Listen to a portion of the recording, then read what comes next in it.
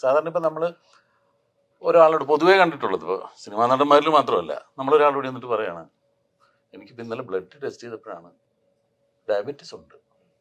ഉടനെ അയാൾ പറയാൻ പോകുന്നത് ശ്രദ്ധിക്കണ്ടേ, അത് നിങ്ങൾ ശ്രദ്ധിക്കാൻ ഉടനെ എല്ലാ കുറ്റങ്ങളും എടുത്ത് നമ്മുടെ തലയിൽ നിങ്ങൾ ആദ്യമേ നോക്കണത്. പൊതുവെ ഒന്നാമത് എന്താണെന്ന് വെച്ചാൽ എക്സസൈസ് ഇല്ലല്ലോ, അതുകൊണ്ടാണ് എന്ന് പറഞ്ഞിട്ട് നമ്മളെ ഈ ലോകത്തിലെ ഏറ്റവും മോശം ആളാക്കി അങ്ങ് മാറ്റും.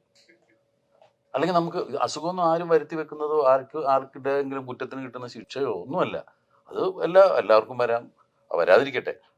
ആ സമയത്തിൽ ലാലിനോട് നമ്മൾ ചെന്നിട്ട് നമ്മളൊരു പ്രോബ്ലം പറയുകയാണെങ്കിൽ ഉടനെ തന്നെ നമ്മളങ്ങ് ബ്ലെയിം ചെയ്ത് അതിൻ്റെ എല്ലാ ഉത്തരവാദിത്വം നിങ്ങളാണെന്ന് പറഞ്ഞിട്ട് നമ്മുടെ തലയിലേക്ക് വെക്കില്ല. അത് സാരമില്ല, അത് കുഴപ്പമില്ല. വേറെ ആൾക്കുണ്ടല്ലോ, നിങ്ങൾക്ക് മാത്രമല്ലല്ലോ ഡയബറ്റീസ്. വേറെ ആൾക്കുണ്ടല്ല ഈ ഡയബറ്റീസ് ഒക്കെ ഇപ്പോൾ ചികിത്സിക്കാൻ പറ്റുന്ന കാര്യമല്ലേ, അത് നമുക്ക് എന്ത് ചെയ്യാൻ പറ്റും, നമ്മളല്ലല്ലോ അത് എന്ന് അങ്ങനെ പറഞ്ഞിട്ട് നമ്മളൊരു വലിയ പ്രശ്നമായിട്ട് ലാലിൻ്റെ അടുത്ത് ചെന്നാൽ നമ്മൾ ആ പ്രശ്നം ഇറക്കി വെച്ചിട്ട് നമുക്ക് തിരിച്ചു പോരാൻ പറ്റും. അത്തരം പോസിറ്റിവിറ്റി വളരെ കുറച്ച് ആളുകളിൽ എന്ന് പറഞ്ഞ കാര്യങ്ങളായിട്ടൊന്നും ഞങ്ങൾക്ക് മാത്രമുള്ള ചില സ്വാതന്ത്ര്യമാണ്, അങ്ങനെയൊന്നും പറയാൻ പറ്റും. അപ്പൊ അനാഗരമായിട്ട് തന്നെ ചിന്തിക്കുന്നു.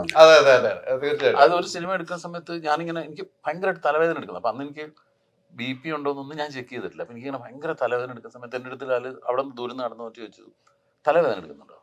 ഞാൻ നല്ല തലവേദന എടുക്കുന്നുണ്ട്. കണ്ടാ അറിയാം.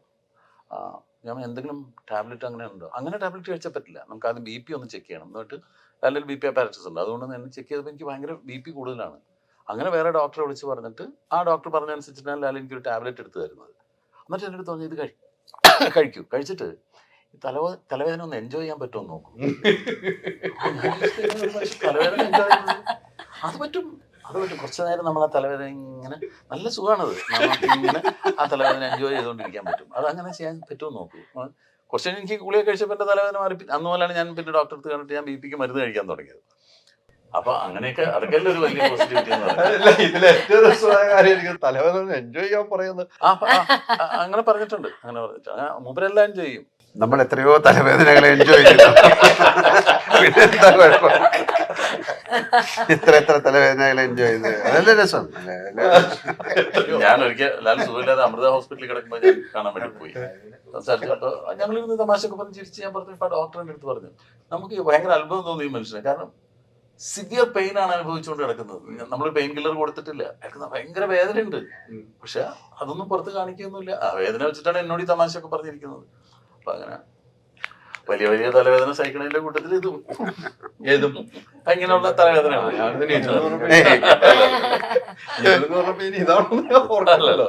ചേഞ്ച് ആകണമെങ്കിൽ മൈജി തന്നെ പോണം. ലേറ്റസ്റ്റ് ബ്രാൻഡ് മൊബൈലുകളും ബെസ്റ്റ് ആക്സസറീസ്, ഒറിജിനൽ ബ്രാൻഡുകളുടെ wide range. MyG future. Change ആകൂ, വേറൊരു റേഞ്ച് ആകൂ. Neetu's Academy, India's #1 language academy.